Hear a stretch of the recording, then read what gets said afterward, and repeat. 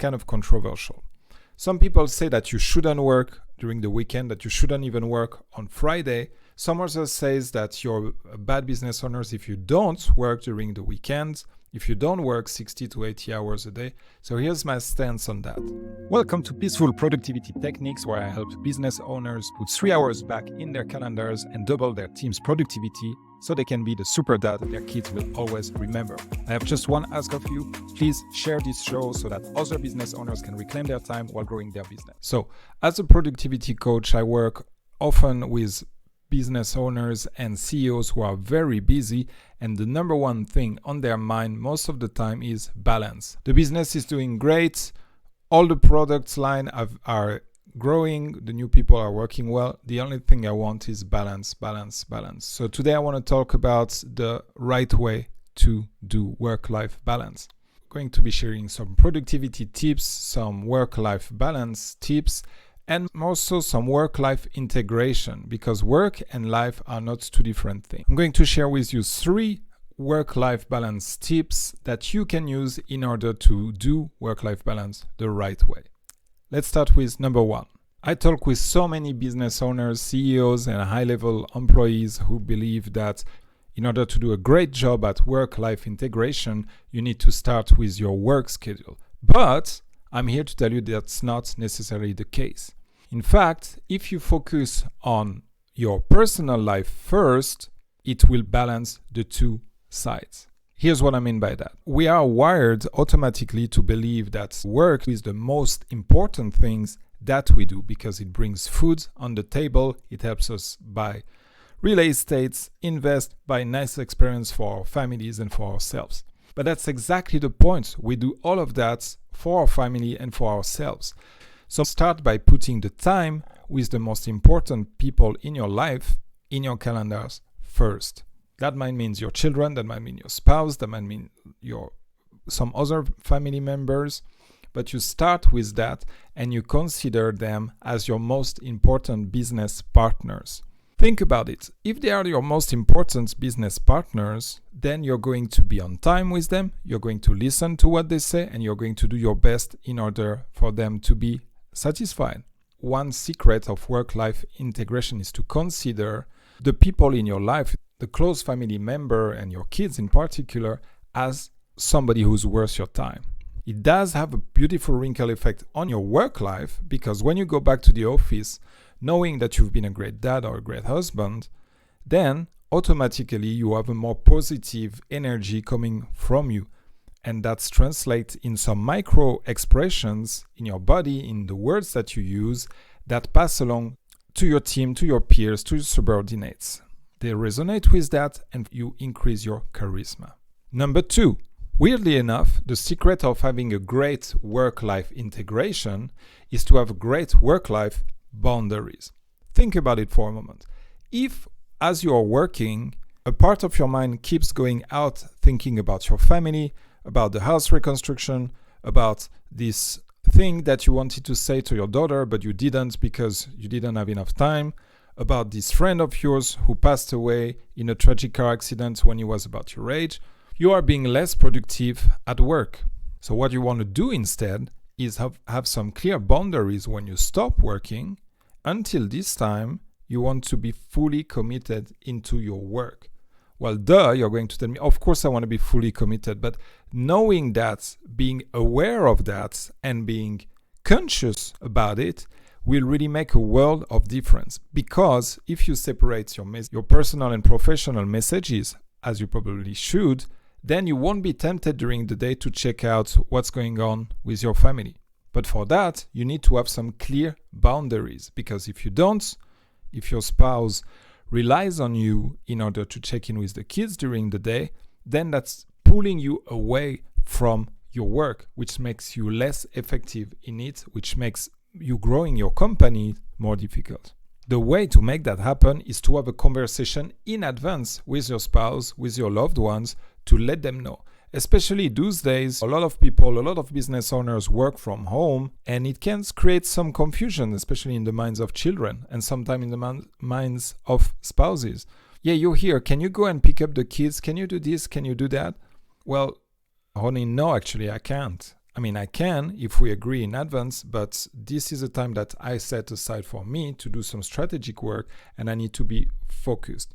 Or this is the time that I set aside for my sales calls and I need to be very focused in that moment. So no, I cannot go and pick up the kids.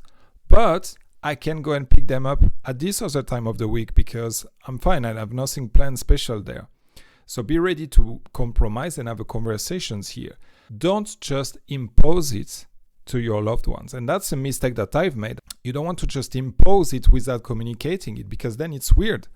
Like your kids are coming, Daddy, come play with us. Well, no, I cannot now.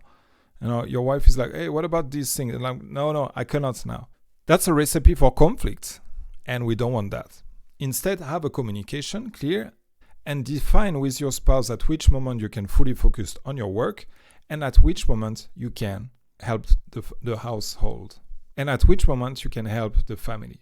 The third work-life balance tips I'm going to share with you is kind of controversial. Some people say that you shouldn't work during the weekend, that you shouldn't even work on Friday. Some others say that you're a bad business owner if you don't work during the weekends, if you don't work 60 to 80 hours a day. So here's my stance on that. I've personally tried both. I've tried the minimum work approach where I had like huge windows during the day where I wasn't working because I was taking care of my kids, going to the gym, watching TV shows and things like that. And I've tried the other kind of schedule where I was active for 16 hours a day and work productive for 12 to 13 hours. The other 3 hours were going to the gym, cooking, things like that. And here's the crazy part. Both felt great. Both felt good. Both had their plus and their minus. So my conclusion is try it for yourself. Have a discussion with your spouse as shared in tip number 2 and then try both. Hey, honey, for the next week, I'm going to work 16 hours per day. When do you want me to be available for you, for the kids, etc., etc.? And then stick around for this for at least 1 week or 2 because it takes time for your body to adjust. And then see by yourself. Currently, my personal opinion is that I feel the most alive and fulfilled when I have progress in any areas of my life. Business is a big part of my life. And I feel like with my family, we've reached a certain level of stability that we maintain and that feels good, feels loving. So I tend to put a little bit more energy on the business now. But because I've already set the boundaries clearly, I know that whatever I do with the business, I have my fail-safe where I will spend a certain amount of hours with one kid, a certain amount of hours with the other kid, and a certain amount of hours with the whole family. So I like to work a lot at the moment. I have different categories of work. I have the most important task, and I have what I call positive procrastinations, which are things that are still useful for my business, but which are less essentials. For example, redoing my backgrounds. It's important, but I shouldn't put it as a top priority to grow my business. But still, I enjoy doing that. Or solving some problems on my PC to make sure that everything runs smoothly. I enjoy doing that. And I know that it's a little bit productive. So I put that into the category positive procrastination. And I do that when I don't feel so energized to do the most important thing. So should you work a ton or should you aim at working as efficiently as possible to work as slow as possible? Only you can know the answer by trying. And before trying, talk about it with your spouse and with your kids. And while we're on the subject, let me give you a fourth bonus tips linked with talking with your spouse and with your family. Share your progress with your family. Don't reveal any confidential information to stay legally safe, but tell them what you're working on. Bring them into your world a little bit. That's why I call it work-life integration, not work-life balance. You might think that some stuff are too complicated or that they won't be interested in it, but if you share, you'll be surprised. My kids ask me some question about the YouTube channel, about the business, about my clients, about how I find clients. That's some great discussions that we're having. So don't be afraid to open up a little bit within the limit of what's acceptable in terms of legal and confidentiality with your own clients, and share about your world, because what you're doing as a business owner is fascinating. It's not the usual, right? Most people are employees. It's not usual. Share that. That's a beautiful thing to share, to show to your children that it's possible to be your own boss, to create your own personal utopia within your company, and that it's possible for them as well. And then maybe they'll embrace this route, maybe they won't. It doesn't matter, but share your truth is my bonus tips for an amazing work-life integration. So there you have it, guys. 4 work-life balance tips so that you can do work-life balance the right way. Let me know in the comments or in a review on Spotify or Apple Podcast, which of those 4 tips are you going to implement into your life, into your business this week? Are you going to consider your children and loved one as your most important clients and put them in your calendar and treat them as such? Are you going to discuss the boundaries of your work with your spouse for a smooth development of the week? Are you going to play around with either working way more or working way less and see how it feels for you? Which kind of results that bring to your business? Or are you going to open more to your loved ones and children about what you do and let them peek through the beautiful world of entrepreneurship that you're in? Let me know in the comments. I appreciate you watching this far. I put a bunch of links and presents in the description below. If you want me to record a video about a particular topic, let me know in the comment or in a review. And as usual, peace.